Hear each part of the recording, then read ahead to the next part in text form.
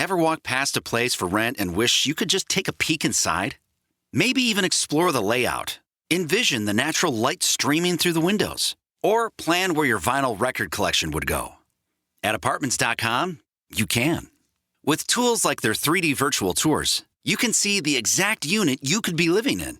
Really envision yourself in your new home with Apartments.com, the place to find a place. Get 50% off your first year of Monarch Core. That's just $50 with promo code BUDGET. Monarch is the personal finance app that brings all your accounts into one place so you can track spending, budgets, investments, debt, and goals in one clear dashboard. Monarch automatically surfaces insights to prevent wasted spending, showcase savings opportunities, and save you time above all else. Manage money the modern way and get half off your first year with code BUDGET at monarch.com. That's code BUDGET at monarch.com.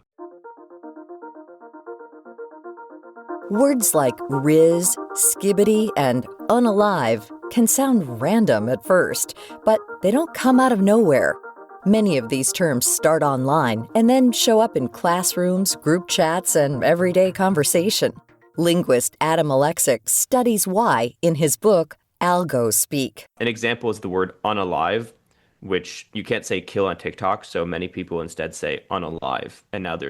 And this actually bleeds into offline, and there's kids in middle schools writing essays about Hamlet contemplating unaliving himself. But that's not actually like new speak, it's just people finding a new way to express themselves. What makes unalive so striking is that it's no longer just internet shorthand. It's part of young people's vocabulary. Alexic says strange-sounding words are nothing new. One of the first words I ever did on my blog that I started in high school was the word sophomore. I really like this one. It comes from the same roots as the word sophisticated and moron in ancient Greek. So sophomore means wise fool. And that's what I mean when I say I got into it for the fun facts. It's just really cool to see that. But at the same time, it tells you something about how people conceptualize sophomores. There's a little story held within it that people, it is this age where you think you know everything, and at the same time, you're a little foolish about some things. Language has always been inventive, and every generation leaves its mark. Even centuries-old phrases like wise fool had to start somewhere. Today, the algorithms set by social media companies help decide which words spread, who hears them, and how quickly they become part of everyday language. There's always been, for example, young people identifying with new words as a way to forge their own identity, as a way to differentiate their identity from adults. At the same time, I think algorithms are bringing us these words faster. They're causing the words to form more quickly because they incentivize the creation of echo chambers that then create their own language. And then they open up those echo chambers just enough to allow those words to spread, but they also compound natural human trends. We've always had trends we've always had in groups, but algorithms push that even more. Alexic calls this algo speak, language that comes about not just to dodge online algorithmic censorship, but also from the way algorithms magnify certain trends. Take Riz. It went viral a few years back and spread mostly through memes among Gen Z.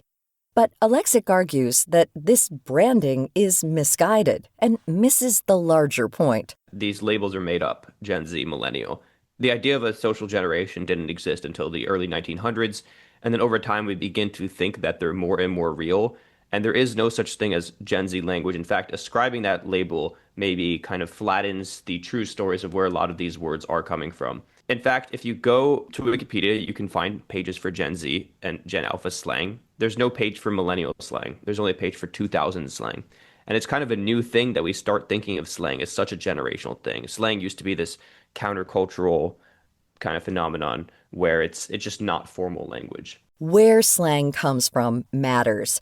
Today's terms often draw from African American English and online subcultures, raising questions about power, credit, and who defines what sounds cool. Emojis are also part of that same system. Emojis are words. I can't emphasize that strongly enough. I mean, words come from the increasing abstraction of pictographs, and emojis are just a new pictograph. It's something, you look at it, it holds meaning. That's a word, right? And so just like words, emojis evolve meaning over time. We started out with the laughing, crying emoji to indicate laughter, but among younger people, that became semantically bleached, meaning that it lost its sort of meaning. It became overused, and it became thought of as ironic. So then people moved to the crying emoji, and then that got overused, and people moved to the skull emoji, and then that got overused. Now there's like the heartbreak emoji or the wilting rose emojis. So we're constantly cycling between different words depending on the social context. And words really do evolve meanings, as do emojis. Alexic says that emojis, unlike slang words, have a very limited keyboard of options. So how do companies decide which emojis make the cut onto your phone's keyboard? These emojis are being pushed by algorithms as well. The new meanings I was talking about, the wilting rose and the heartbreak emoji and the skull emoji, those were all popularized through algorithmic trends. And it seems like this cycle of moving through different emojis to express irony, that's accelerating. And you see the same thing with other emojis changing meaning. There's a new trend every other week with somebody trying to popularize some emoji or another. I did a video recently on the gondola emoji and how that was briefly popular on YouTube as a fad. But the thing is, these fads die out. Once your grandmother starts saying skibbity or starts using the skull emoji, it's no longer cool and you want to move on. So what comes next? Alexic says your favorite phrase may feel old in a few months, but the system behind that churn is getting stronger. Individual slang words, I don't think skibbity, for example, is going to stay around. Individual slang words do die out because, again, they're tied to meme lifespans. And I strongly believe that they found the most addicting medium to recommend us content. I don't think that'll be going anywhere for a while. So you can pay attention and start seeing the exact same trends with every new word until we find that more addictive medium. And the trends are that there's an in-group that feels like they have a space to use their language. There's a context collapse where somebody reinterprets that in a new setting. And then the words slowly move across these filter bubbles, echo chambers online, are popularized as broad trends, and then are reused by creators because the creators want to tap into a trend. That is a cycle we will continue seeing over and over again until we move on from the algorithm, which I don't think we will for a minute. It's not really about the specific slang terms themselves, which will always come and go. As social media and AI expand, language change may say less about one generation and more about the machine's filtering culture. These algorithms operate on AI. They're run through large language models, which and they decide how to recommend content based on deep learning. This is AI. And yes, AI, GPT, that kind of stuff is getting more sophisticated. We're seeing more AI recommended content. We're seeing people start to talk more like ChatGPT. All of this definitely will influence things. I think the algorithms are also going to get more sophisticated. So words like unalive, which are now also censored, they won't last as long either. If anything, AI is going to get better at identifying words in context. It will never be perfect because AI's representation of language is never perfect. But what you'll see is that it will push people to produce more ways to talk about things they want to talk about faster. And if anything, we're going to have more language change going on. A word like Riz can feel small until you track how far it's traveled. A joke becomes a meme becomes a shared language, and before long, it's being said by tens of millions of people. To learn more about our guest, Adam Alexic, head to viewpointsradio.org. This story was written and produced by Amirah Zaveri. Our studio manager is Jay Silvers. I'm Marty Peterson. Ever walk past a place for rent and wish you could just take a peek inside? Maybe even explore the layout. Envision the natural light streaming through the windows. Or plan where your vinyl record collection would go. At Apartments.com, you can. With tools like their 3D virtual tours, you can see the exact unit you could be living in.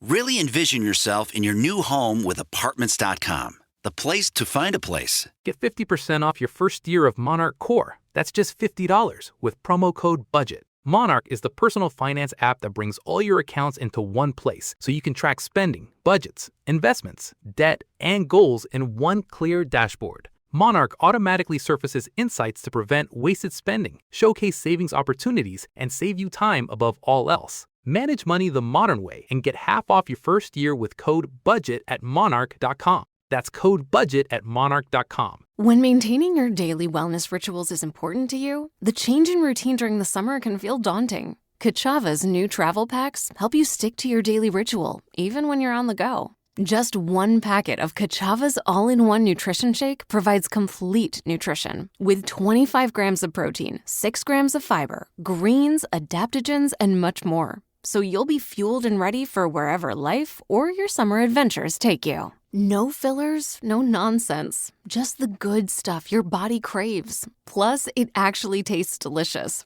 But you can try it for yourself because the variety pack includes all 6 delicious fan favorites: chocolate, vanilla, chai, matcha, coconut acai, and strawberry. So instead of worrying about sticking to your daily ritual, simplify it with Kachava.